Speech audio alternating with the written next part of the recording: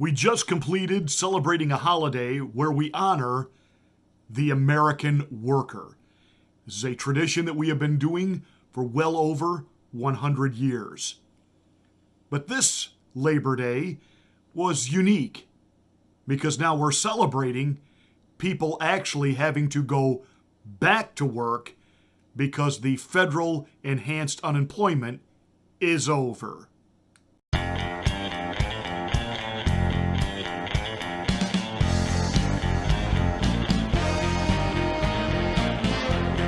As many of you know, I not only do radio and media political commentary, I'm also actually a pastor, so I do have other duties and other things that I do.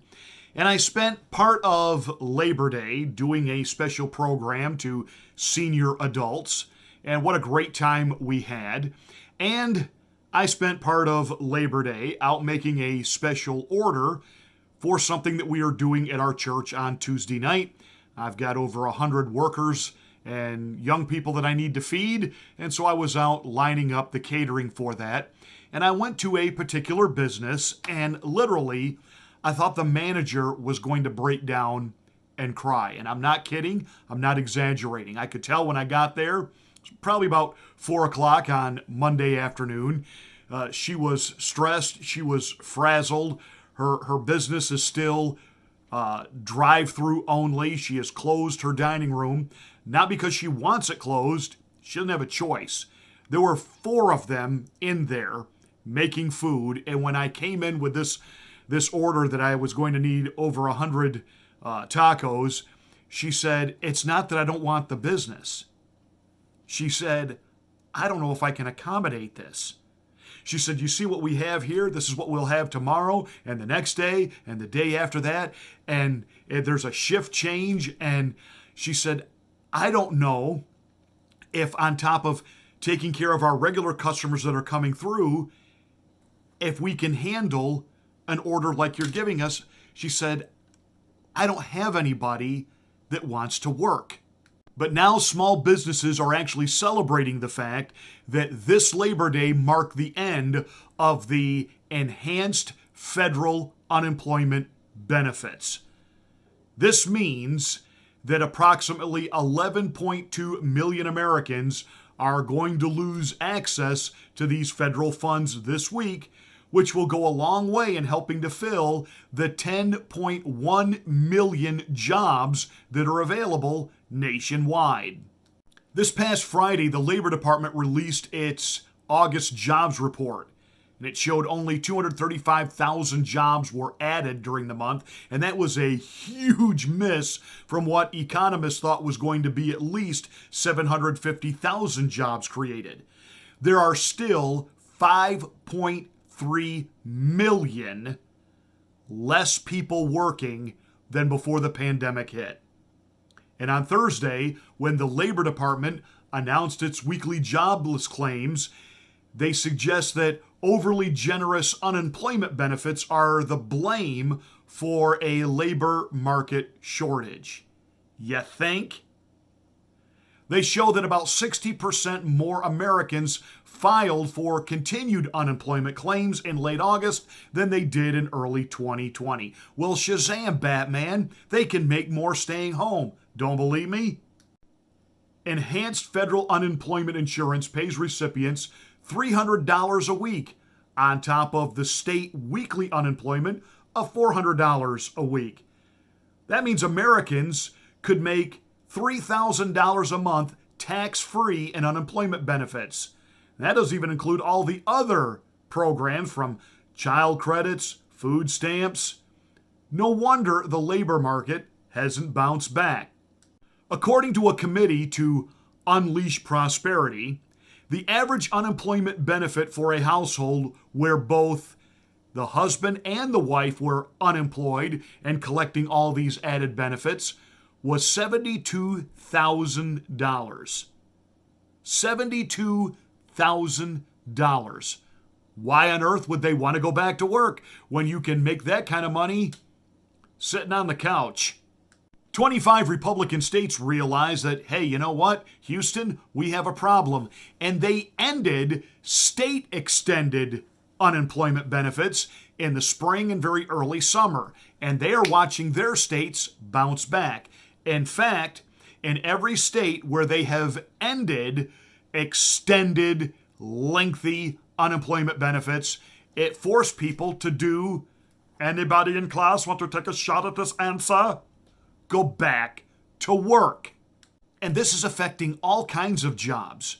And I'm not just talking about fast food places or mom and pop stores, but even some of the big so-called corporate giants.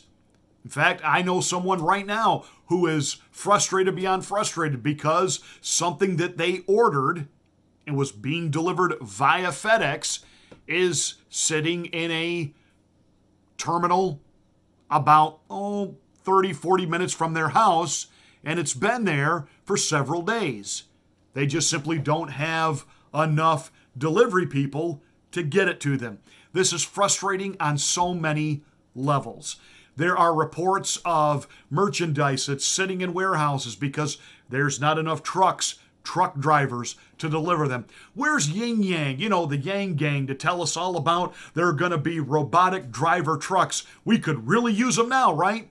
Of course, one might think that maybe some of this problem from the mandated forced shutdowns, which tanked the economy, which killed the Trump presidency, which was exactly what the Democrats were hoping it could do. They manufactured a recession. That was the only way they were going to get him out of the Oval Office.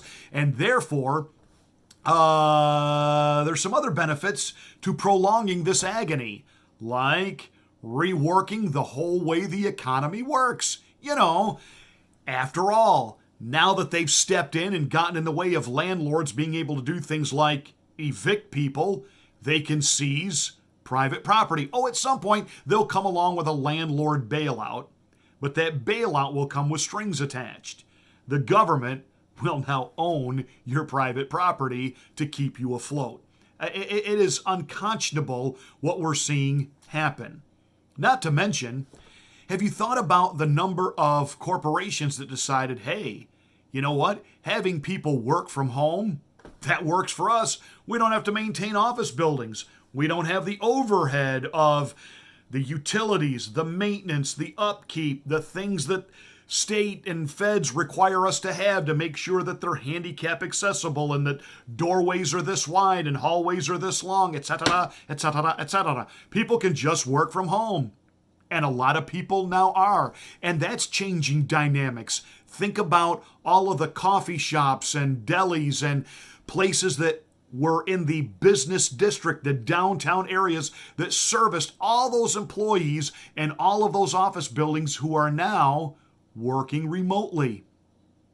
So now you've lost a plethora of these small businesses. And on some levels, the American worker, the American entrepreneur is going to have to reinvent how certain aspects of business are done. We understand that, especially in a free market capitalist society, that when a new innovation comes along, people that are still stuck to the old innovation have either got to adapt or they go out of business, i.e., when Henry Ford perfected the assembly of automobiles and the assembly line was born and more people were buying cars. The guys that made buggies for horses had to figure out either how to adapt the buggy so that they could slap 4 wheels and a motor in it, i.e. Fisher carriage, or they were going to go out of business because Central Park was only going to need so many buggies for horse and carriage rides for those who were feeling a bit nostalgic. And the Amish build their own. So there is something to be said that the American entrepreneur is going to have to dig into that creativity, look around and figure out how to adapt and what to do next. That said, the fact, though, that millions of people have literally just been laying around doing nothing, collecting money, tax-free, that ought to bother you. And you ought to be really glad that they're finally heading back to work. Because not only do you not have to subsidize them just laying around, but now you might actually start getting deliveries again. You might actually be able to go into a restaurant and they've got enough employees to take care of you. I remember one place that I went to, they had a sign. and I thought the sign was actually very clever. It said, "Please be nice to the employees who did show up today. They are doing the best they can to serve you." Bada bing.